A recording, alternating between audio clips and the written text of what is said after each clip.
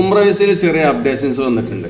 ഇതുവരെ ഉംറ visa issue ചെയ്തിട്ട് 90 ദിവസത്തിൻ്റെ സിംഗിൾ എൻട്രി വിസ ആയിരുന്നു.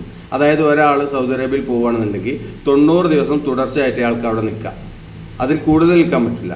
അതുപോലെ സിംഗിൾ എൻട്രി ആയിരുന്നു. ഇനി ഒരു 10 ദിവസം മാത്രം നിന്നിട്ട് അയാൾ തിരിച്ചു പോരുകയാണെങ്കിലും പിന്നെ രണ്ടാമത് പോകണമെന്നുണ്ടെങ്കിൽ പുതിയ വിസ എടുക്കണമായിരുന്നു ഇതുവരെയുള്ള നിയമം. പക്ഷേ ഇപ്പോൾ 2 ദിവസത്തിൽ നിയമങ്ങൾ മാറി.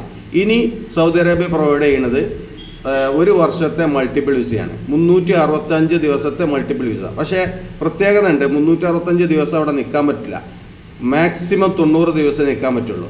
പക്ഷേ എന്ത് ചെയ്യുക, മൾട്ടിപ്പിൾ വിസയാണ്. മൾട്ടിപ്പിൾ പല പ്രാവശ്യങ്ങളായിട്ട് അദ്ദേഹത്തിന് യാത്ര ചെയ്യാം.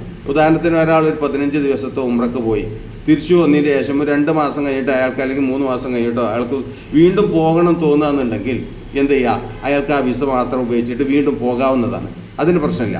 ഇതുകൊണ്ടുള്ള ബുദ്ധിമുട്ട് ആർക്കാണെന്ന് വെച്ചാൽ ചില ആളുകൾ പ്രവാസികളൊക്കെ തൻ്റെ ഫാമിലിയെ കൊണ്ടുപോകും, അത് 3 മാസം കഴിഞ്ഞിട്ട് വീണ്ടും പുതുക്കിയാണ്ടൊക്കെ നിൽക്കും. പക്ഷേ ഇനി അത് പറ്റില്ല. മാക്സിമം 1 വർഷത്തേക്കുള്ള ഈ മൾട്ടിപ്പിൾ വിസ കിട്ടുമ്പോൾ 90 ദിവസം മാത്രമേ ഫാമിലിനെ അവിടെ നിർത്താൻ പറ്റുള്ളൂ. അത് പുതുക്കാനുള്ള ഓപ്ഷനൊന്നും ഇപ്പോൾ ഗവൺമെൻറ് അത് റെഡിയാക്കിയിട്ടില്ല. പിന്നെ മറ്റൊരു കാര്യം പ്രധാനമായും ശ്രദ്ധിക്കേണ്ടത്, ഗ്രൂപ്പ് വിസയും ഇൻഡിവിജ്വൽ വിസയും ഉണ്ട്. ഉംറയുടെ ഗ്രൂപ്പ് വിസ, ഇൻഡിവിജ്വൽ 2 വിസ ഉണ്ട്.